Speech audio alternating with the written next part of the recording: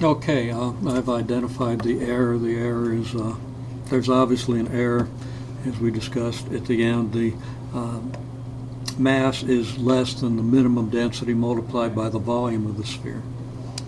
And the only problem here was in the almost very last step, actually kind of the very last step of the integration process.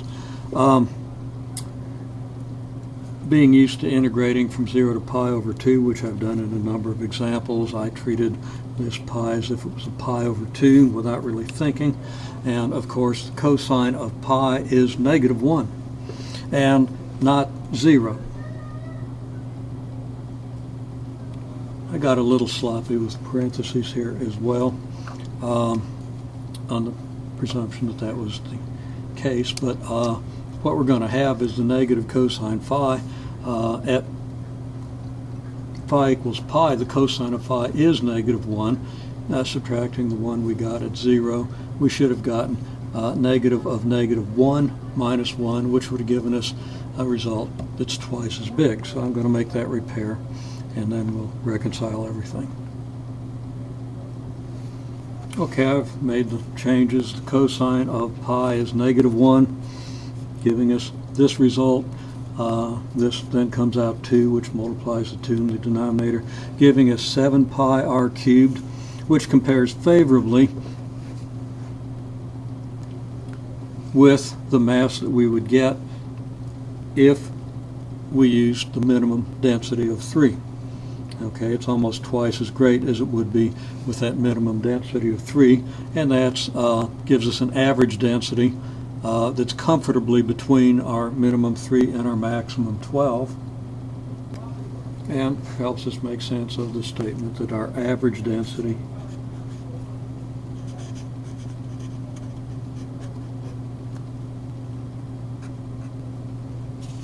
is our mass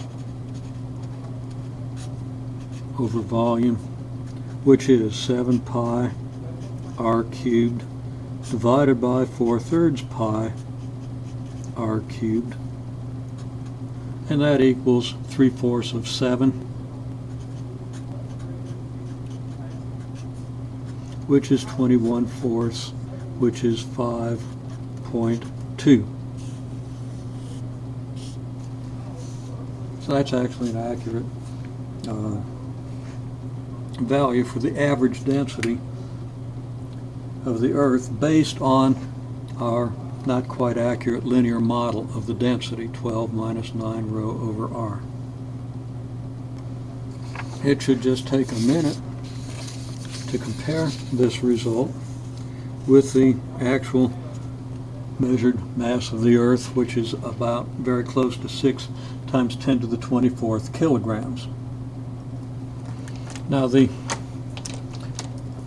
average radius of the Earth, which as you should know isn't spherical and isn't perfectly homogeneous, in which the mass distribution is not perfectly symmetric, anyhow, is r equals about 6,370 kilometers. So let's just call that 6,400 kilometers,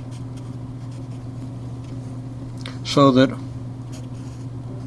r cubed is 6,400 kilometers cubed. Now, the cube of 64, and I'm not going to resort to a calculator so you get to watch me make a mistake here, but 64 is 2 to the 6th power. So that 64 cubed would be 2 to the 6 times 3, or 18th power, which is 2 to the 8th times 2 to the 10th, and 2 to the 10th is pretty close to 1,000. It's 1,024. 2 to the 8th is 256. So it's going to be about 2.6 times the appropriate power of 10. Now, this is 6.4 times 10 to the 3rd. Raising 10 to the 3rd gives us 10 to the 9th. 6.4 cubed is about 256. That's going to give us 10 to the 11th. So I'm estimating that's about 2.6 times 10 to the 11th kilometers cubed. And just for reference on the size of this cube, if this was 10,000, that would be 10 to the 4th. 10 to the 4th cubed is 10 to the 12th. This is a multiple of 10 to the 11th. It's about 1/4 of 10 to the 12th, and that's pretty appropriate when we're cubing 64%. We get something pretty close to 26%. So I think that's okay. Now, our density, didn't mention it before, but our density is actually in grams per centimeter cubed. So this would be 2.6 times 10 to the 11th kilometers cubed. A kilometer is 1,000 meters, and a meter is 100 centimeters, meaning that a kilometer is 10 to the 5th centimeters. Now, working in powers of 10, this is not difficult. We got 2.6 times 10 to the 26th cubic centimeters. So our mass, 7 pi r cubed,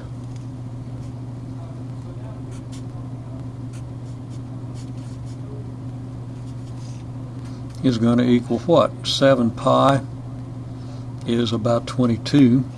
Very common fractional approximation to pi that works pretty well is 22/7. So 22 here is going to work pretty well. So we get 22 times 2.6 times 10 to the 26th centimeters cubed, and our density was in grams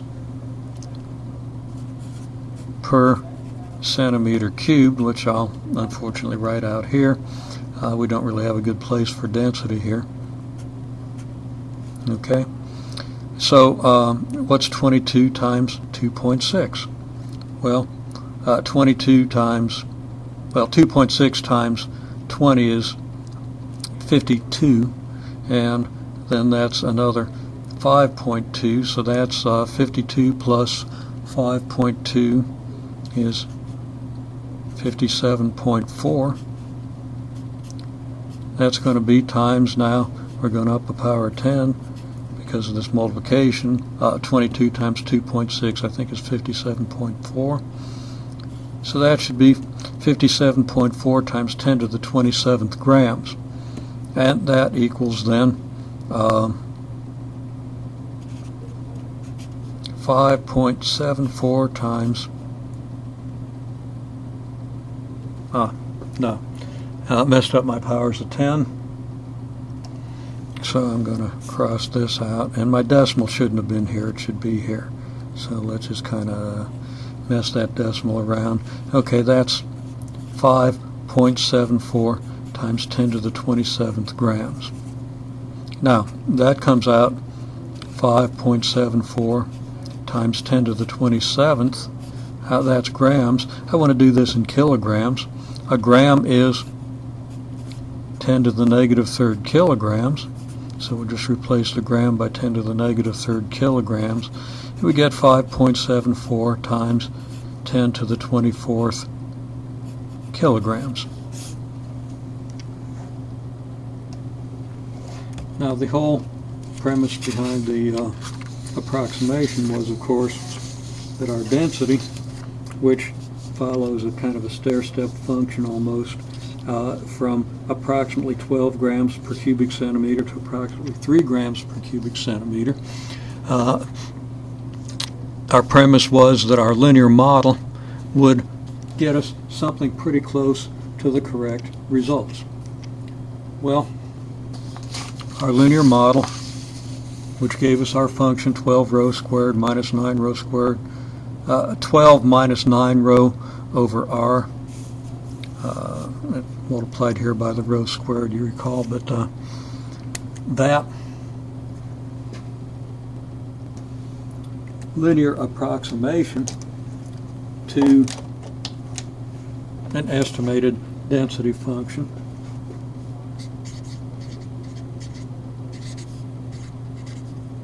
this is based on a rough linear approximation of our density function.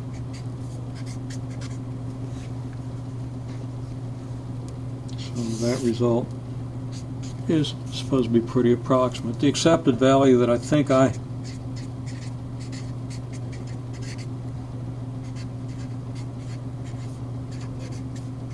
mentioned previously